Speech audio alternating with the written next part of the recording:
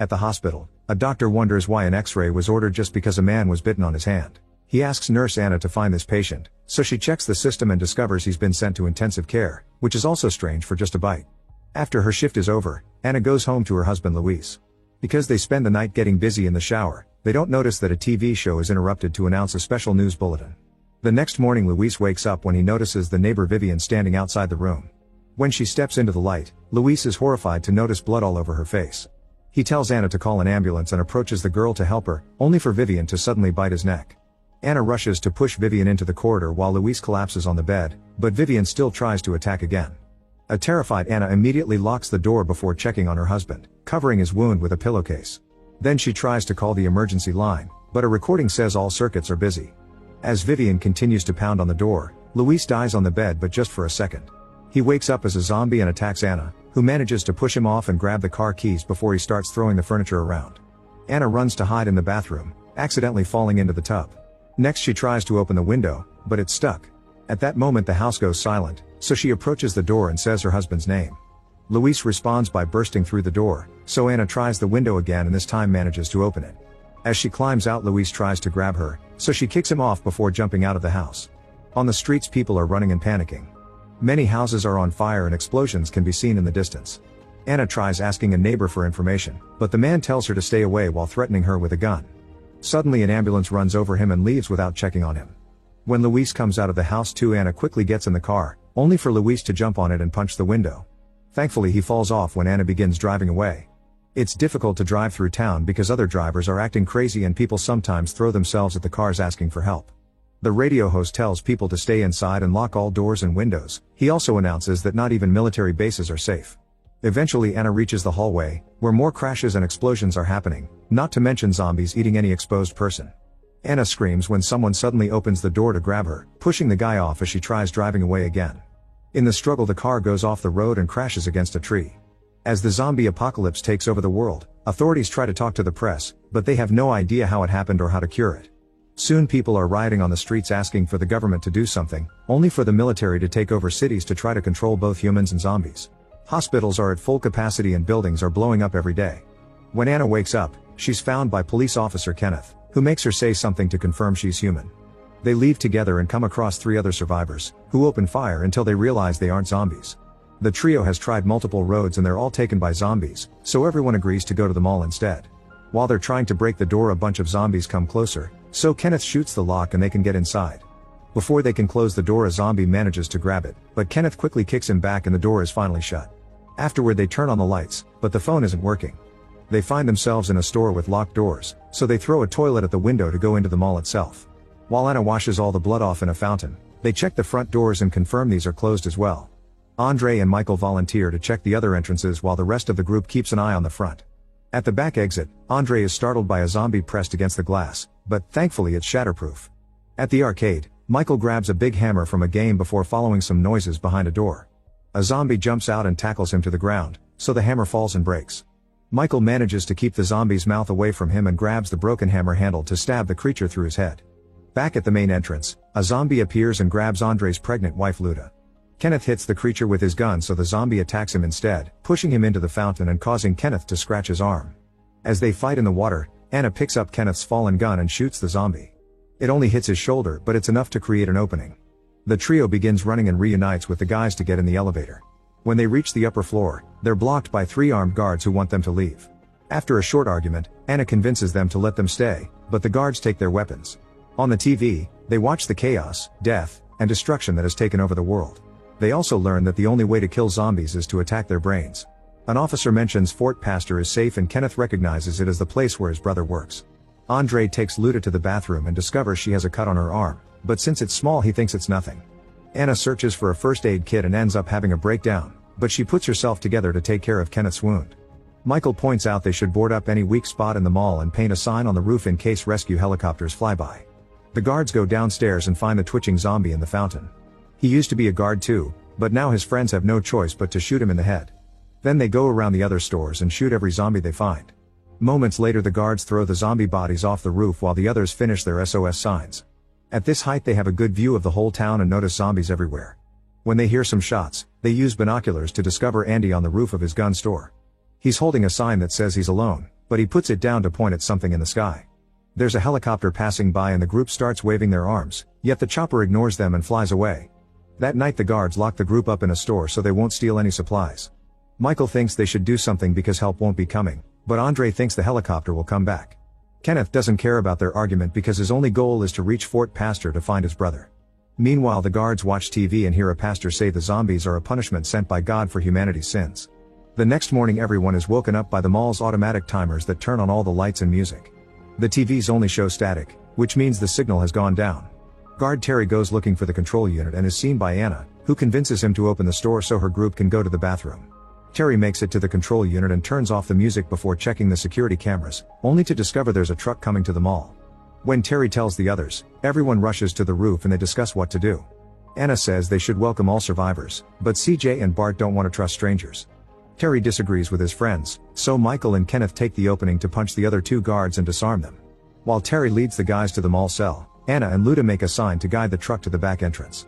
However, the vehicle starts going in reverse and crashes against the building, so Andre and Michael have to go out to fight the zombies to help. They shoot every creature that gets too close, killing quite a few of them until they run out of bullets and have to run back inside. Thankfully, the survivors on the truck are fine. They push the vehicle against the mall on purpose so they could climb on it and go inside without being exposed. Once everyone is inside, Anna announces she'll check them for injuries, including a very sick woman that they're pushing around on a wheelbarrow. Kenneth wants to take the truck to Fort Pastor, but Steve and Norma explain they come from there and it's been overtaken by zombies too. A frustrated Kenneth goes to the roof, where he sees Andy asking for information. Using another sign, Kenneth tells him that the fort is gone and no help is coming. Andy responds with sarcasm, which makes Kenneth chuckle. Meanwhile, Anna is taking care of everyone's injuries.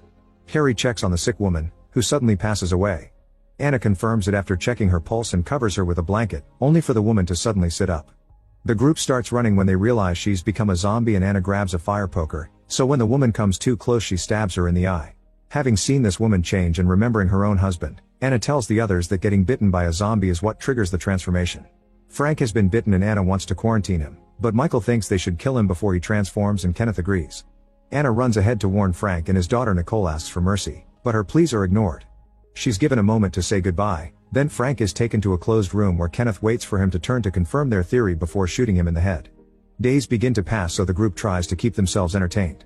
Kenneth plays chess with Andy by writing their moves on the signs, Bart and CJ play cards in the cell, Anna likes watching movies with Michael, Nicole and Terry bond while looking at the stars, and Steve gets dirty with Monica when he's not playing golf on the roof. The balls sometimes hit the zombies outside, since the crowd forming at the mall's entrance gets bigger every day. The group often writes requests on the signs and Andy shoots the zombies they asked for, showing excellent aim. One night the survivors are having dinner and sharing stories about the people they lost when the power goes out. Andre rushes to check on Luda, who has been very sick, so he's tied her to the bed. 4 men go looking for the generator and notice blood on the walls. There's something moving in the darkness, so the group gets ready to shoot until they discover it's just a dog. Michael calls him over and the animal appears to be good, but then he starts barking. Suddenly a zombie appears on the ceiling and jumps on Bart to bite his neck. All the noise gets the attention of more zombies, who show up at the end of a corridor. The group immediately begins running, but it's too late for Bart, who is left behind as zombie food. Kenneth and Michael open a gate for them to cross and CJ hits a zombie in the face so they can close it again. They put a padlock on the door for extra security before they open fire to kill the zombies trying to climb over the gate. There aren't many bullets left, and when a zombie falls, he brings part of the gate down with him. Michael finds a fuel pump, so he pours gas all over the zombies and CJ throws a lighter, causing a big explosion that burns all the creatures to death. Back to Andre, he watches Luda take her last breath and kisses her goodbye. When he checks the pregnant belly, he's shocked to see the baby still moving. However, he has to step back when Luda wakes up as a zombie. Moving carefully, Andre grabs a belt and puts it around Luda's mouth to keep her from biting while she's giving birth. At the same time, Norma realizes she hasn't seen Luda in a while and comes to check on her, only to find Andre with a baby in his arms and Luda growling in the bed. Norma immediately opens fire to kill Luda and a furious Andre shoots back. Since Norma keeps on firing, they end up killing each other.